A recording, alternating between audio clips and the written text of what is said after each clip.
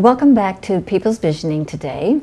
We are continuing our outreach and education and bringing you informational programs that we hope you're enjoying that help to discuss sustainability, public health, climate solutions, clean jobs, better community, racial, social, cultural, economic, and environmental justice issues.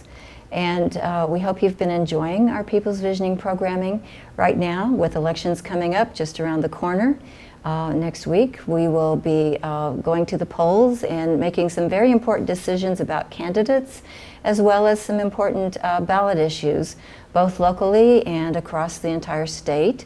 And so our viewing audience will encompass Columbia, and today I'd like to just start quickly with a couple of items on the ballot, and as we go through our program, we will very quickly get to a special guest that we have with us today, Molly Freebairn, and she's running for the Senate District 6 seat in Jefferson City.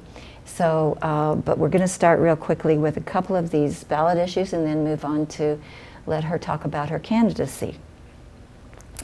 Locally here in Columbia, People's Visioning has been working since we were 2 years old now, and we have been supporting more equity with our fees here for development, and so that the average person doesn't support development more than the developers themselves support it. Right now, currently, the equation for development is that developers pay approximately 15%, give or take a little bit, of the cost of development, and the public picks up the rest of this amount.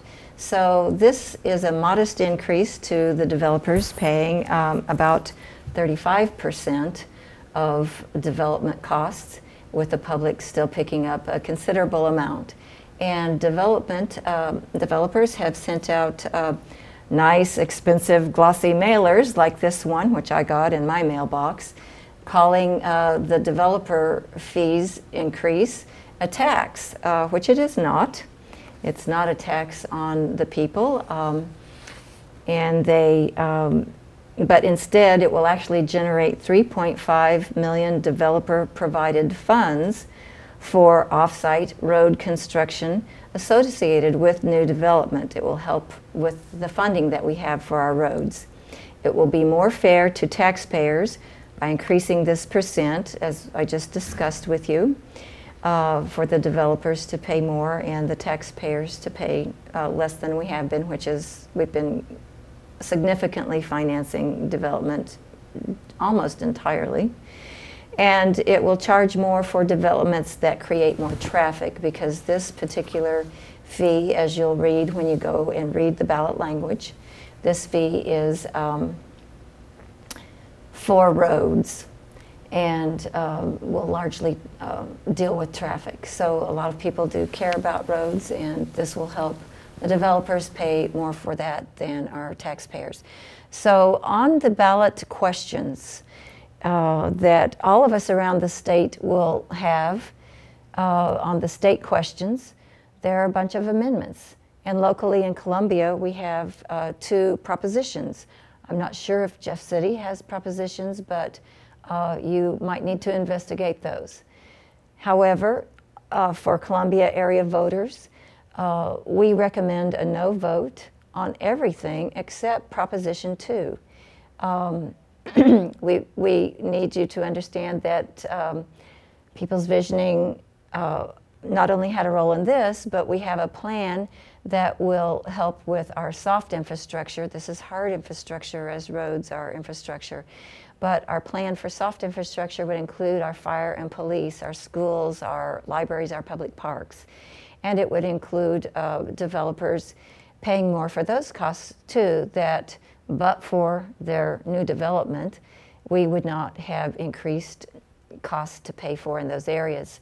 So People's Visioning has a plan not only in this type of way, but additional ways, outreach into our neighborhoods and being good neighbors to one another, and not only having our government help with our government policies like these developer fees and other types of governing support, but also taking some of that into our own hands and making our neighborhoods safer, thus not needing as many policemen or fire and police. And also the Proposition 1 that's on the Columbia ballot about an increase for fire and police.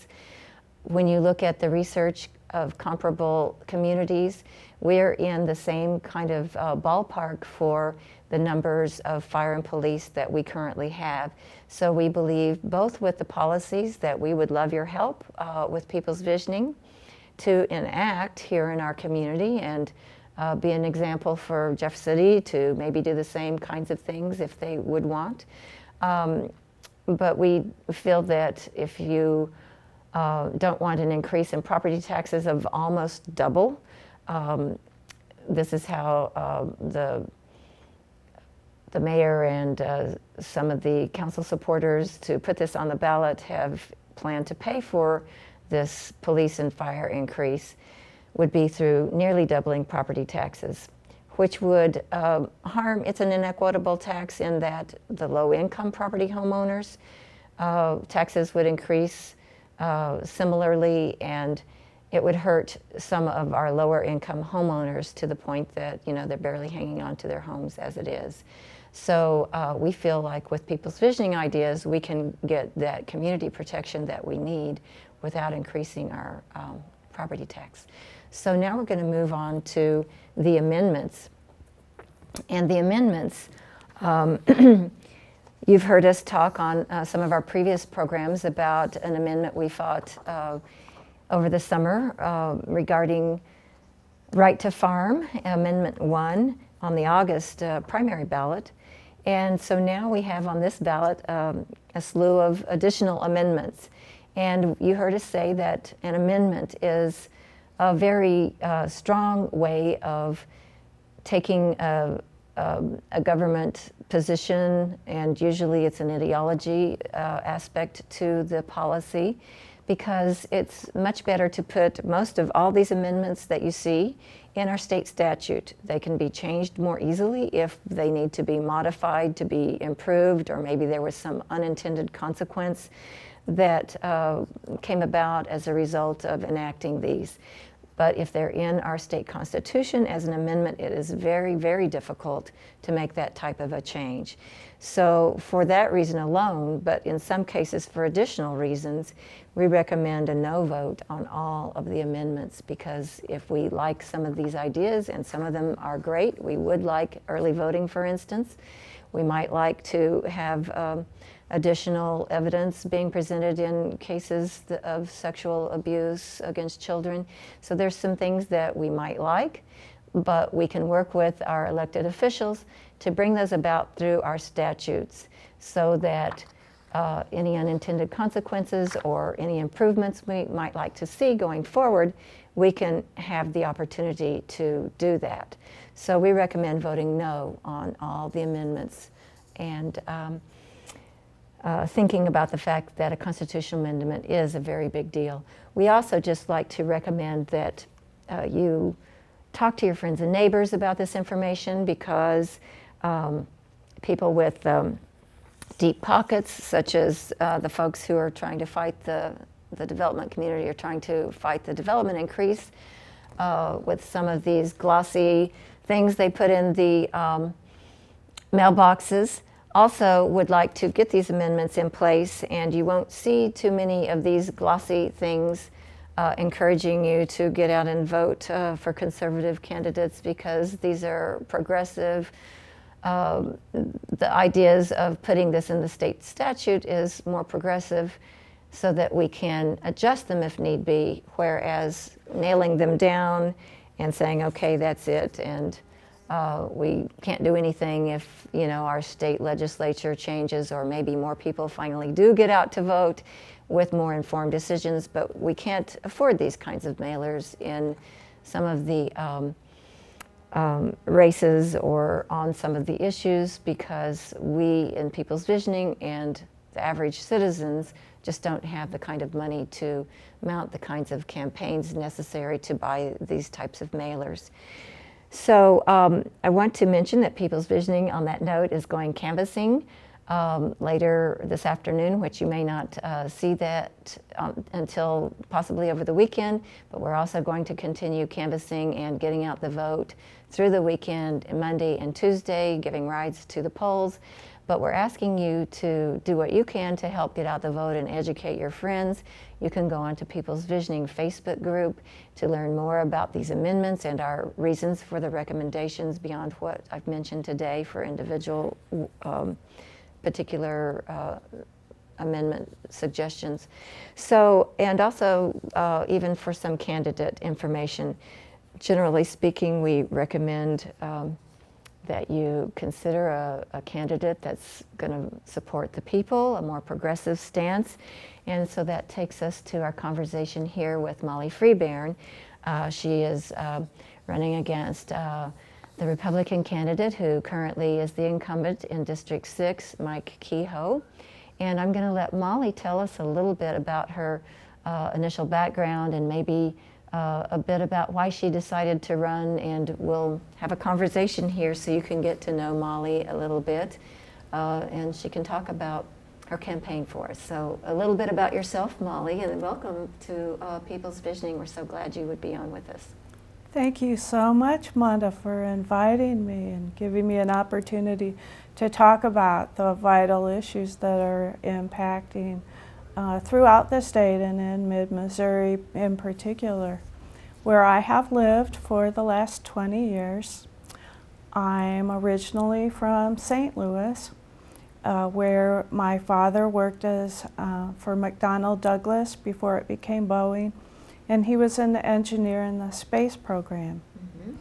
My mother worked for the Missouri Division of Employment Security. She was a public servant, and she helped people who had lost their jobs during economic downturns get training and find new jobs and get their lives back on track. That's wonderful. And so Molly inherently knows a lot about energy and advanced thinking and technology, and also about, you know, caring for public and the jobs and, you know, the necessity for a good vital economy here in Missouri. And I'll add that you've also worked for the Department of Natural Resources, and a little bit more about yourself, maybe?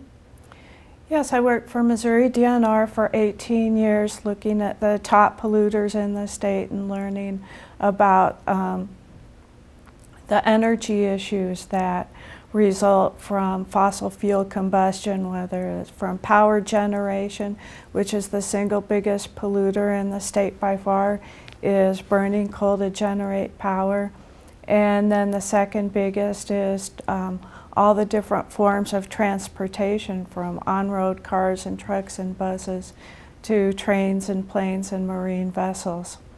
And so I'm going to just mention that you have a degree in chemistry too from the University of Missouri too, so you're a very well-educated woman and well-rounded. I wanted, since you're mentioning energy, I wanted to ask you, you have a chart here to help you talk about energy and educate on that. I wonder if you could just walk us through a bit of the most important pieces about energy, because energy does impact us all, and it impacts business, you know, economic development and jobs, et cetera. It impacts our utility bill, and why what Molly might say might ultimately make our utility bill less, but also, as she mentioned, pollution. Energy is a huge source. I'm sure she'll touch on that here, but you know, it will save us money on doctor bills as we clean up our environment and provide a better quality of life for all of us. So would you want to kind of touch on some of the best points on your chart here that you brought on energy? Sure, yeah. Yeah, if we're starting with talking about the coal burning is a good place to start. That in Missouri we burn 45 million tons of coal about, and that generates even more, almost twice as much, or 80 million tons of carbon dioxide, along with nitrogen and sulfur oxides, acid rain, particulates, and countless organic and dozens of toxic heavy metals, including mercury, which one of the strongest neurotoxins known to man is mercury, and so yes, it's pretty serious. Yeah, it's associated with autism, which we know that the rates of autism are steadily rising, even as the amount of mercury throughout the environment is rising along a very similar trajectory. And this sends a lot of our economic dollars out of the community when we buy coal outside of the state, correct? Yes, we buy essentially all of our coal from Wyoming, so we're outsourcing most of our energy dollars and jobs to pay for coal from out of state. When we could be having other choices. But first, what about the nuclear? You were talking to me earlier about our power plant right now. And yeah, we also have one major nuclear power plant, and the reason why nuclear doesn't release any type of pollutant to the atmosphere is because they're also toxic, that they have to remain contained on site. And the problem is that the uncontained cooling pools that we have to put the spent nuclear fuel rods into are all full now. And this is the case pretty much across the United States, and certainly at Callaway. And yeah, if and there were... Some of these power plants are aging, correct? They all are, yeah. There have been very few. They're all aging, right? Yes. And we certainly know, that Fukushima has been a huge problem, and people might think, oh, well, that's all fixed now. But no, it's actually still releasing radioactive material into the ocean. The plume has expanded, and it's still a huge problem. These problems are very difficult to solve, and we ourselves are here. New Madrid quake, the New Madrid fault area could, they're expecting a quake at some time in the future, and we have power plants in the state that could be damaged if such a thing were to happen, and fracking and other kinds of issues that destabilize the crust and impact, some scientists believe, could negatively impact the likelihood of these quakes, and they're having lots of quakes in Oklahoma that they're associating with the fracking, and fracking is taking place across our nation. We have power plants across our nation, and so whether you're on a fault or not, as in Oklahoma, all these different quakes. So that's a pretty serious form of continued when we know there's so many problems, might not be the best solution. So we have across the United States over 100 nuclear power plants, and if there were to be a Joplin-sized tornado or a terrorist attack, releasing that radioactive waste to the environment, it could render a very wide area uninhabitable, such as we have in Chernobyl or Fukushima. Right. And there's really not a lot that can be done about it. So what are some solutions that you're proposing, with your candidacy, and how might you like to look at these couple of pieces here? Right. Well, if we just look briefly at our current powered system, these are about 20 coal-burning power plants. These are the major sources of power generation across the state, along with the Callaway, which is the one nuclear power plant. But they're mostly all in the neighborhood of 1,000 megawatt plants, with the exception of the Labadie, which is the largest coal-burning plant in the state, and I think it's about the second largest coal-burning plant in the nation. And that's where they want to site a new coal ash waste storage facility that is very much opposed by the people living in the area. And of course we, if we're up on the news, we remember that in West Virginia there were big coal ash spills into their water sources, and coal cleaning chemicals that also spilled into their waterways. And these things are very difficult to clean up. They have long-term effects on the environment. So are there some better solutions that, while everything has a footprint, some of them are significantly less problematic, it seems? There are vastly better solutions, both for our environment, our economy, our public health. And this is such a wonderful slide. Talk about, you know, one picture is worth 1,000 words. But what we see here are our total world reserves of these fossil fuels. The finite sources are here. On this side, yeah, the coal, the uranium, petroleum, and natural gas. And then over here we have our annual annual potential energy generation from all different the sun, renewables. the wind, tides, geothermal, and those two brown ones over there. That's the back one is our current actual world energy usage today, and in 2050 you can see that it grows a little bit. Ah, yes, very sorry, folks. Let me just do something I was supposed to do before. Sorry. Okay, so we have a finite source that we can see what our resources are, and then we have the renewable sources. We have what we're using now, and we have what's expected if we continue at the rate of growth, you know, business as usual, essentially. Is that what this shows? How much we would need? Yes. And so these are much cleaner sources over here and very available. So as our power structure is aging, it might make sense to move to something better, you know, that might be more in the renewable area. And People's Visioning has also a distributed generation idea that we support that would cost less as well, and we would need still some infrastructure, but a lot less infrastructure as people are generating energy on their own rooftops, in cities, on top of, you know, parking lots and parking garages, areas that we don't have to take up new land for, but can use existing developed land differently that are beneficial. So you're highly supporting a different move here. Yeah, solar and wind in particular are most abundant energy resources in Missouri, and they have the potential to create many times more jobs than we currently have burning coal, which we're getting from Wyoming.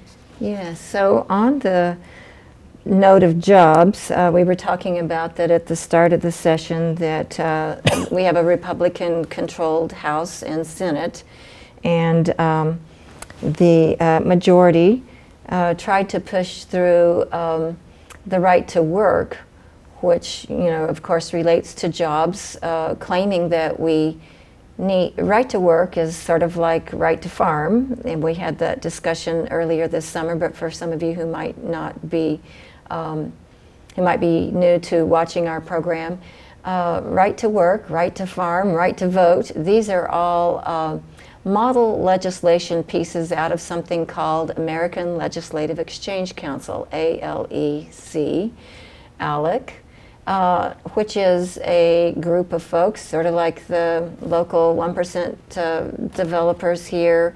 The folks who have a lot more money, they're, the ALEC folks are these national and even larger big conglomerate corporations that kind of have a get together, and they have a wish list of how they might like to see government supporting their agenda, where folks would pay, you know, the citizens would pay, like in Columbia, folks are deciding they don't want to continue to pay 15% or 85% of the developers' costs to put in their new development. They think that's unfair. So ALEC kind of helps support that type of an imbalance and subsidize, if you will, corporations and folks who, while the public might not mind contributing some, but not at an inequitable amount. So right now, why don't you talk about this a little bit, as talks about jobs and infrastructure and how they're all included.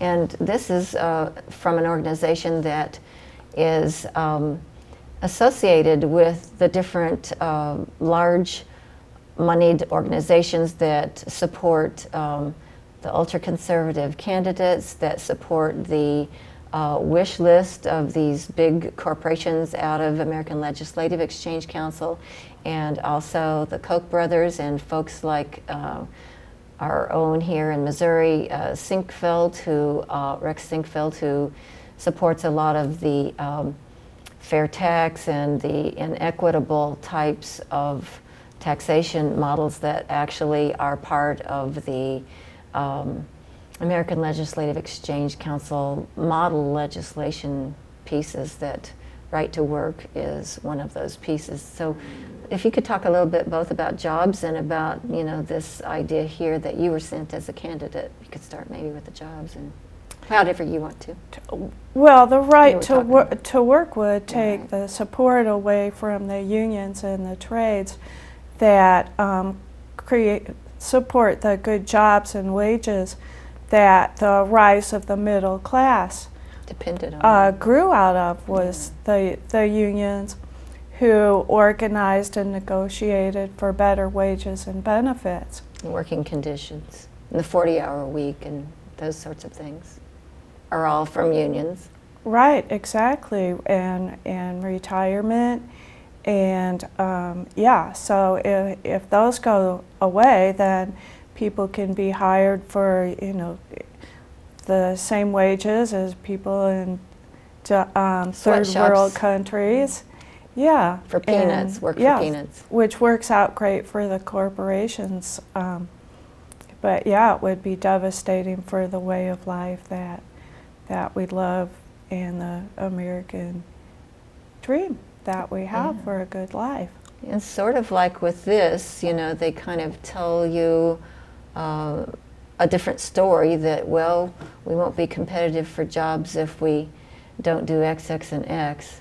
But with, you know, bringing these kinds of things, it would create more jobs than many other types of energy sources, and also the infrastructure that I know the privatization booklet there talks about, sort of a roadmap that folks who think like we want the right to work, and as I mentioned, right to vote, actually extending voting hours is one of the amendments we're recommending you vote no on, because if you, what it would amount to is they would extend our voting, early voting, but we couldn't have even more hours of early voting. It's just a 9 to 5 for the week before and the Monday before the Tuesday of voting. And the language is a little confusing also because it talks about a Wednesday, and it's just sort of written in a way that makes it a little confusing for people. But if that was in our Constitution, we wouldn't be able to have maybe even 2 weeks of early voting. Right now, well, a week ago, they have at least 2 weeks of early voting in the state of Texas. It also wouldn't allow us to do things like same-day voter registration, or maybe even not same-day registration, but earlier, you know, a little bit shorter window for registration. So it would prevent all of those improvements. That's why we recommend no. But, you know, since we're talking about the right to work, and we did just recently talk about the right to farm, and now the right to vote, making it sort of really harder to vote, or right to work for less money with less benefits. Those are kind of model legislation and principles out of this American Legislative Exchange Council that is associated with this Heartland Institute. So I'm going to talk about that. As a Senate candidate, I get some pretty interesting literature in the mail, and this was a beautiful publication from the Heartland Institute, which is a conservative think tank, talking about the 10 principles of privatization, is showing roads here, water, parking meters, airports, and inside they list what can be privatized. and everything from airports and animal shelters, daycare, zoos you mentioned earlier. prisons, parks, libraries, mental health services, parking lots, roads, schools, swimming pools, toll roads. Things. And this, I have seen similar publications online. They have, and this is a national effort that's been going on for decades now, with the Congress stopped funding for roads back in the 90s. They stopped the fuel tax at 17 or 18 cents and have refused to increase the funding for the fuel tax for ever since. So they're starving our roads so that they can then tell us, oh, well, you know, we don't have enough money for it, so the private sector has to step in, and they kind of create that whole dynamic. Most states have figured this out and have increased the fuel tax within their state so that they have funding for road and bridges and public transportation. But Missouri is kind of following the national party line of just locking in the fuel tax at 17 or 18 cents, where for many states, you know, is 20, 30 or more cents that they use to fund their roads and transportation infrastructure. And so there would be, you know, along with the fuel tax, other solutions. And, you know, some things might be more equitable than others. Do you want to comment on, you know, who uses roads or any equity or other solutions in that area before? Well, the income tax is a much more equitable tax than the sales tax, which the middle class and low wage earners spend, you know, essentially all of their income. So they're great job creators, really much greater than the millionaires who can keep a lot of their money in the bank.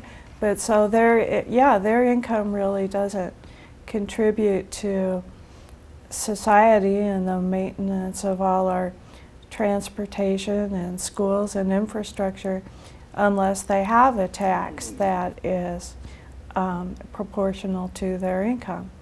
And so, you know, oftentimes here in Missouri, I've seen down at the legislature them talking about the fair tax, and it's about a sales tax, as you mentioned, essentially. And certainly that's a regressive way or policy, and, you know, this language like right to vote really means right to make it more challenging to vote, or right to work really means right to work for, you know, less benefits and wages. So the fair tax, the languaging is something that we ask people to beware of and to look into further. And the thing would be, it's very confusing, because if you were to kind of have an actual fair tax, it would have to say the same thing, fair tax. But then if you have one that is regressive and you need to investigate it further, it's using that same language. So it's misleading, and we'd just like to offer People's Visioning and our Facebook group, and also you can learn about us online. You can check the screen for phone numbers and online information. But we would offer educated and information and recommendations to help you sort out these things, because unless the news covers it, which often it doesn't sufficiently or in enough time, again, we can't afford, the regular folks can't afford these kinds of mailers that really are actually very largely misinforming people. And so before we leave roads and move on to that, I want to mention too, it's really businesses who benefit the most from our roads, and certainly people use them, but businesses make their living off of them. And sure, people commute to work and make their living too, but they're driving light cars instead of, you know, big semis to transport their goods and services. So, you know, you can see that, you know, just a simple tax like that might need a little more look and oversight to make these things more equitable. And I think that you sound like you have a really good handle on that. Thank you for Yeah, if you speaking look to that. around your home or business or outside even, most of everything that you see is man-made, came on a truck, and commerce, business, benefits, you know, just immeasurably from the transportation infrastructure that's been built with all of our tax dollars, and they really need to be included in helping to pay for that infrastructure and maintain it. Yes, that would be fair. And so, and also speaking about fair, it would be nice if we really appreciate, I know you do, and so do those of us who would like to help you get your word out, that eventually the News Tribune got around to, I guess it was just yesterday, putting something in the news about the Senate district race. They did finally give Molly's platform, I guess you will, some good coverage, and folks can go there to look more information about Molly and the race in general. But I know that you were explaining you'd tried to get more media coverage, and you know, have you been able to get your word out and maybe talk a little bit about how expensive it is, and you know, how folks can maybe support your campaign or word of mouth? I know we don't have very long left, but could you maybe just talk a little bit about your struggle trying to get your word out? Yes, well, you know, most political campaigns that you hear about 24/7 nonstop are letting you know about the candidates and the issues, and I expected when I filed my candidacy that I would get An adequate interview with news the news, coverage, maybe. yeah, and about my position on the issues contrasted with Senator Mike Kehoe, because as a Republican and really towing the ultra-conservative party line that now is coming down from national groups like ALEC, he votes straight In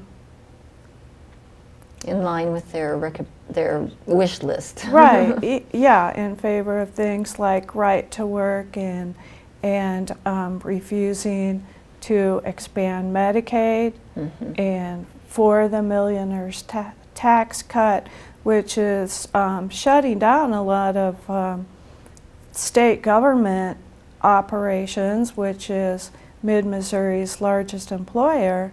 So yeah, and reducing the wages for state workers, which are 50th in the nation Already. as a result. And yeah, also hurting schools very badly. They are refusing to fully fund education, and teachers are having to be laid off, and the schools are going to have to close. Also hospitals. So on the note of schools, we have, you know, the teachers and their inability to unionize around the material that would be taught in schools, and so that's one of the amendments also. So you can kind of see how they're working that little roadmap plan in this booklet that you showed us, and how, you know, with the roads or with the... This is one of Senator Kehoe's pieces of legislation that is on his Senate website, that we can look forward to him sponsoring a legislation to privatize I-70, which is just, you know, one road that needs to be maintained. So a toll booths on that road may bring in enough funding to maintain that one road, but certainly not the transportation infrastructure or public transportation of the entire state. That's needed across the entire state, which a fuel tax would, and that's what most states do. Mm-hmm. So you sound very well educated and able to make some great decisions for the public, and I want to say that it's great that you are running in spite of these obstacles of getting your word out so that people can have a choice, because I know that's what you had said about your campaign and wanting to try to give people a choice. I want to mention before we close a little bit about, I know we kind of touched on the schools, but the schools and the roads, sort of starving the roads, like you mentioned their plan, so starving the schools and them privatizing schools, and really the record for private schools in terms of education. Some might be better, but plenty of them are actually producing equally uneducated, you know, poor results. And certainly we do have the equity issues, again, that aren't really even addressed in that kind of a model. Not well addressed anyway.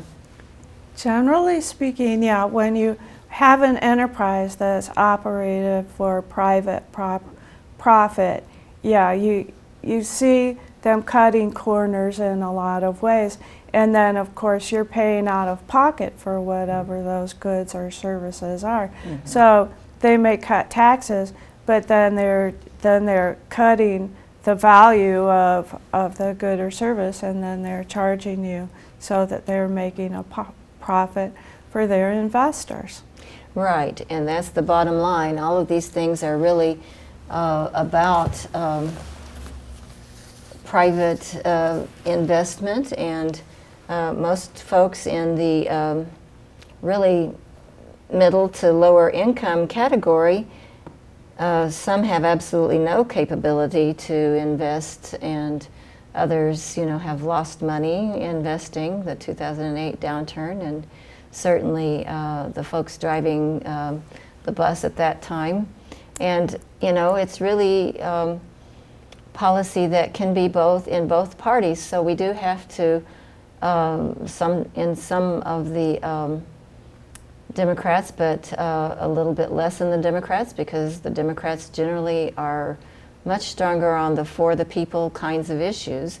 And as you were saying, some Republicans also have been very supportive of public roads and education.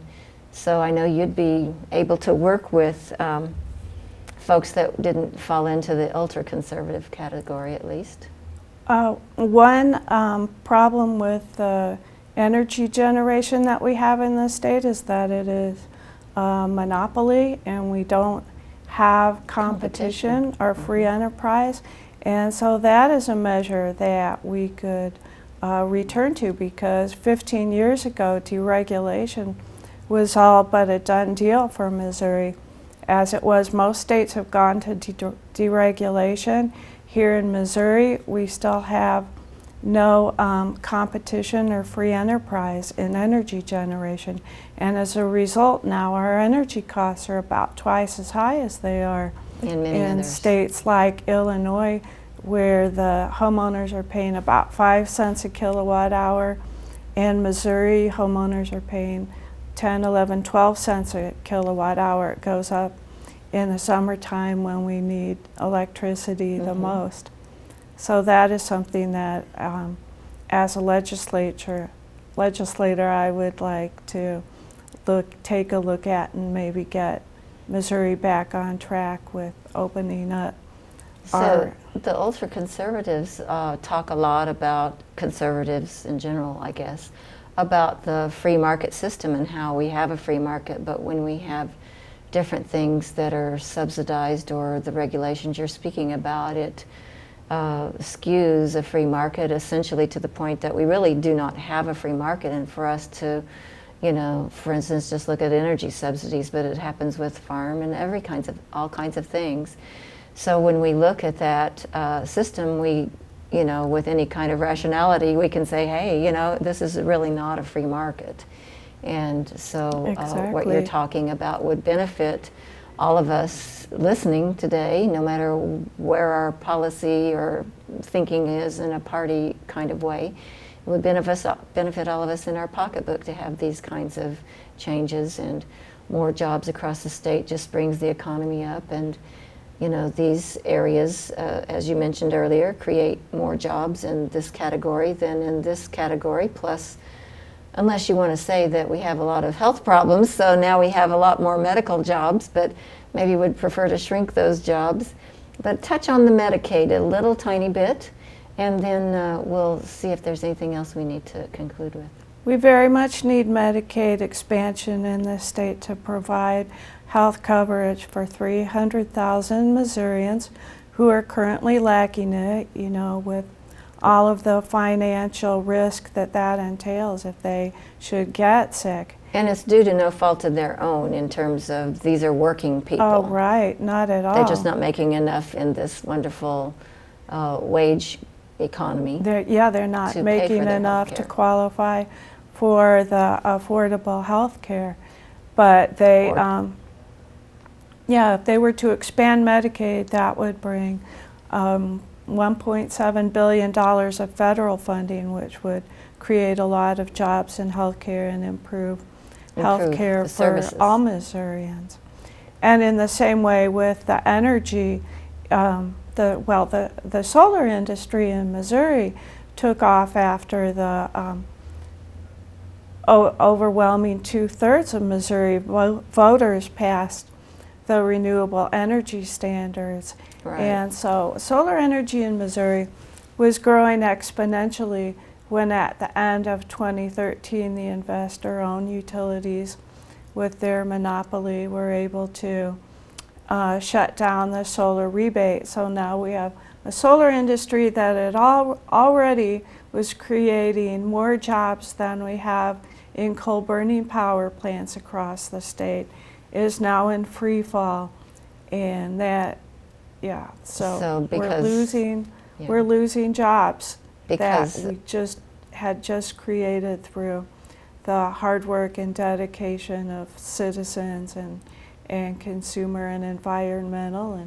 And 2/3 of the voters approved that and wanted it, and so essentially they fought it from the beginning, the they meaning, you know, the monopoly energy providers that we're referring to, but also eventually they did manage to get it shut down. And I do know that there were still funds allocated by Ameren in particular that did not get used up for this program that you were talking about, that they were supposed to provide a certain amount of their energy in the renewable energy category. And they had a program to help people put solar panels on their homes as a result of complying with that law that the voters passed with a 2/3 margin. And you know, it was shut down with them still having money, a significant amount of money allocated to continue that program. But of course, that takes, they see that if all of us could have solar panels on our homes and this distributed idea that People's Visioning supports, they would ultimately, the dynamic would change. We homeowners would be sort of like our own little mini energy power plant providers, and once we pay off our solar panels, then we make that profit rather than the energy monopolies. So this is why they're fighting it tooth and nail. And wind energy has the potential to supply about 60% of Missouri's electricity, according to the Stanford Solutions Project, which has been looking at the potential of wind, sun, and water to supply all of the energy needs of the planet. So yeah, if people just look for the Stanford Solutions Project, you can read all about that. But we currently have, right next door in Kansas, major wind farms and major wind energy that is knocking on the door and requesting approval to build transmission lines that would bring about another 5% of Missouri's electricity needs into the state, which is currently about what wind energy is generating. And again, that is creating manufacturing jobs all across the state, and the cost is half of what it is for burning coal in the state. So you can see. And we don't have the pollution and health consequences as much. Oh yes, not at all. Greatly reduced. They don't use any water. Yeah, they don't generate any pollution. They're a clean source of energy, half the cost of coal. So you can see why the coal burning power plants and coal companies. Those owners don't want that. Yeah, they're pulling every. Big competition. Yes. If it gets out there. So on no that, free enterprise. Yes. Can't have competition. Yeah, no real free market. But you know that you mentioned the Stanford Solutions, and I want to say that folks here in the People's Visioning, we brainstormed ideas when we first began 2 years ago, and all the ideas that we have really essentially mirror the solutions that Stanford's proposing. And so we feel pretty positive about the ideas that we're trying to move forward in the policies, and feel like folks here in the state might like to start their own People's Visioning to take advantage of those types of policies, but also other things like, you know, these developer fees becoming more equitable, and other different types of things in the neighborhoods work that we do. I mentioned earlier we have both work with, you know, local, state, national government policy, but also just rolling up our own sleeves to do certain things. And so I'm going to mention that we have a Getting to Know You mixer, because if you've watched anything in the last couple of weeks, we've also been talking a little bit about Ferguson and how really on the way over here we saw a young man who was, you know, dark-skinned young man that some police had been talking to in a little pocket park near where we're filming, and a couple of other white men, all of them looked like they could be homeless, and they're a block or two away from a homeless shelter. I don't know the details, but the police were talking to the dark-skinned young man, and the other white looking to be homeless gentlemen were sort of a distance away and watching on, and all taking place in this little small park. So it's just a flashpoint away, we've been told, as we work for equity here in our own community, from probably just about any community, that we could have a Ferguson. So we believe we could reduce the need for this big property increase that we recommend to vote no on, reduce the need for the fire and police that, you know, that property increase would be dedicated to, and solve those problems as a community by getting together, getting to know you. So we're having a Getting to Know You mixer. People's Visioning is. It's going to be Tuesday, November the 11th. We'll be talking about the outcome of these election results and a lot of the other ideas in People's Visioning, which covers food and water security, all kinds of things. So we'd love you to come and get to know us too, and maybe put your energies towards creating solutions like Molly is by trying to run for office, and all of us do in our different ways. And so we have a place that you can plug in your special area of interest, because with a vision it does cover all these different things, but you can work in areas that you have particular expertise in or interest in, and or just across the board, just to volunteer and help out. We're all volunteers. We could use any support financially to make these handouts that we're going to be taking to the neighborhoods in a canvas. So if you can help us with that too, please contact us with the contact information on the screen. We'll be doing this every election, and we'll be ongoing registering voters as we have prior to this, before the registration deadline, but we continue in our drives and canvases. We'll be registering voters who aren't registered for the next election coming up. But our location for the November 11th Getting to Know You mixer will be announced. We think that it's probably going to be at the All People's International Ministry at 219 McBain, where we held one about 2 weeks ago now. and then we'll probably move to some other locations. But do check our website and our Facebook for the location. But it's going to be Tuesday, November 11th from 7 to 9, Getting to Know You. And we'll be talking about solving those racial, social, cultural, economic, environmental justice issues. And so I want to ask Molly if there's anything she might like to conclude with that maybe we haven't touched on as we wind up our program. Well, I just heard some incredible news last night, so I think this may truly be news. But Missouri is getting a new bicycle trail called the Rock Island Trail that will span from Windsor in the west and go down through Eldon down near the lake and back up through Gasconade County around Owensville and over, I think, to Franklin and connect with the Katy Trail.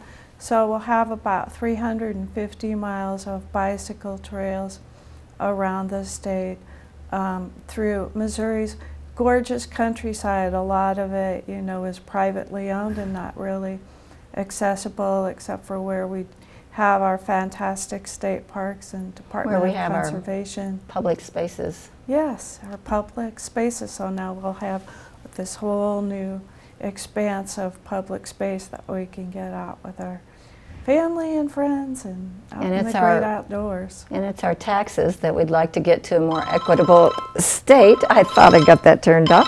It's our taxes that we would like to get to a more equitable arrangement that really have created those possibilities for folks who really are low income and maybe their only vacation can be a public park near to them, and maybe a bicycle trail would be a great new thing for them. Plus these kinds of our beautiful nature that we have here in Missouri. We're really like a New England in the central part of the state and or in the central part of the nation, and I know that it can bring economic benefits, our natural beauty and these public available amenities, if you will, for tourism and the like. So that is a great announcement, and I know you would support that kind of economic, improvement in building and tourism and all of that too. So I guess, yeah, go ahead. All right. Also, Ameren, this rail line currently belongs to Ameren, and so involved in making this possible, they're making a contribution, and yeah. So I don't know the exact balance between what the state will do and what Ameren will do, but we certainly appreciate the contribution that they will be making. So in trying to work across the aisle and appreciate the good things, we can make those comments, and maybe it would encourage people who, especially if they ever have to enter a free market situation, they might find folks would like to purchase from them if they make decisions that folks like. That might be a nice message for them, and a positive note to end on, so that we can find our way forward together, no matter who's watching today, and just some very important things to think about. And so really the decision before you is whether do we maintain the status quo that's sort of taking us down this starve it out, so we have to provide the privatization solution because otherwise you just can't can't go on like this, or fewer and fewer lower and lower paying jobs, and privatizing Social Security. There's another and so we could privatize it. I know Molly chip away at, understands these dynamics and wants to support the hardworking people of the state and help us bring more jobs in a variety of ways. So we have, really, when you diversify these kinds of things, we're more well protected. These are sound, even investment policies, if you will. And so fully fund our schools and work for good wages for everyone and build a stronger economy. And so we urge you to look at the difference in the candidates here and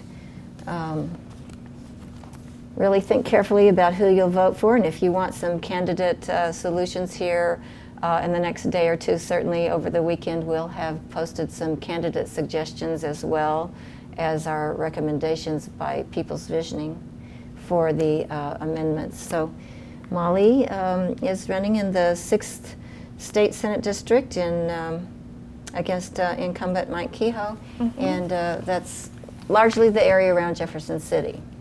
I also have a Facebook page and a website that can be found online pretty quickly. That sounds great. So Google Molly Freebairn, and we'll put Molly's information here on the screen for you also. And we just want the best for our state, and thanks for making your voice heard and giving the people a choice. Thank you so much, Monda. Yeah, I think everyone really feels that way. We appreciate your time to tune into our program, and hope you'll keep watching for our new People's Visioning programs to learn more about what we're about, and learn more about the issues and the candidates, and join us at the People's Visioning Getting to Know You Mixer so you can get to know more about us, how you might like to plug into this kind of work if you like what you're hearing, and also just to help bring our community together so we don't have a Ferguson in Columbia, and be an example for what we can do across the state. Thanks for joining us today.